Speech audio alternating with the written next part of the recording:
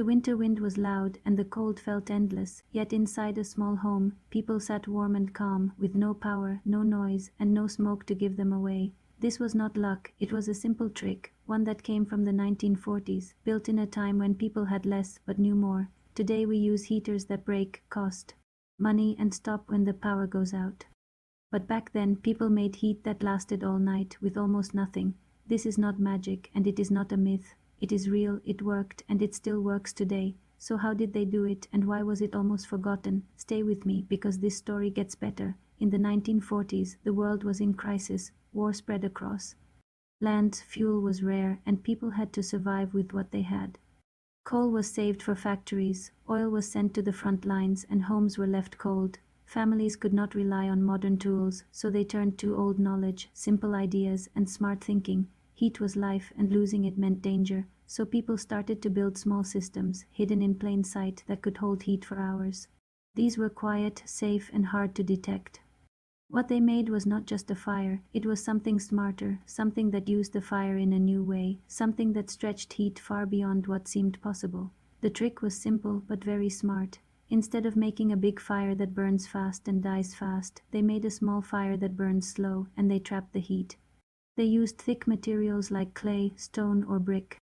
These materials do not just get hot, they store heat. When the fire is gone, the heat stays. This is called thermal mass, though they did not use that word. They only knew it worked. A small flame would heat the core, and the core would give off heat for hours. No waste, no rush, just steady warmth. It was not about more fire, it was about better use of fire. The design was often simple. A small firebox, a narrow path for hot air, and a thick outer shell made of clay or stone.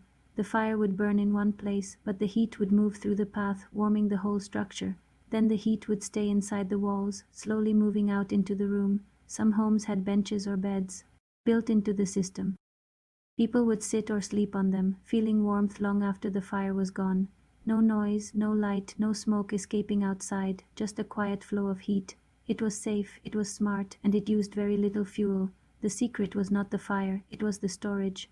Modern heaters push heat into the air, and once the heater stops, the heat is gone. But this system held heat inside solid mass. Stone and clay release heat slowly, like a battery. They charge up, then give energy back over time.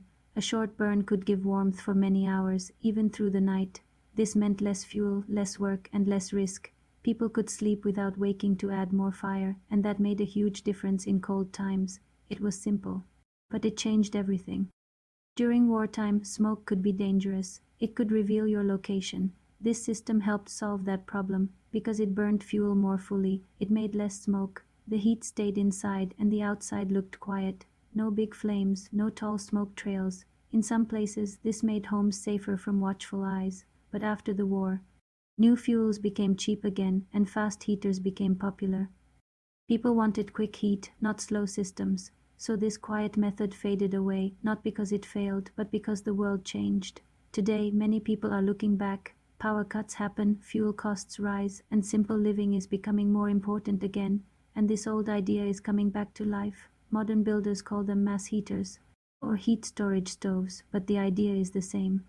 Small fire, big result. People now see the value again. Less fuel, steady warmth, and quiet comfort.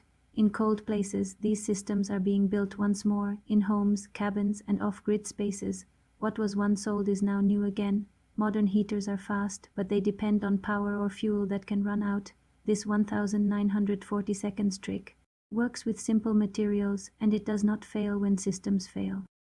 It does not need wires, it does not need machines, it just needs a small fire and a smart design. It also wastes less heat. Most modern systems lose heat quickly, but this one keeps it. So in a way, this old method can outlast modern technology, not by being stronger, but by being smarter, and sometimes simple beats complex. This story is not just about heat, it is about how people think when they must survive. In hard times, people become creative, they use what they have, and they make it work better. The 1940s heating trick is a perfect example. It shows that progress is not always about new things. Sometimes the best ideas are already known, just forgotten. And when we bring them back, we see how powerful they really are. Maybe the future is not just forward, maybe it is also back.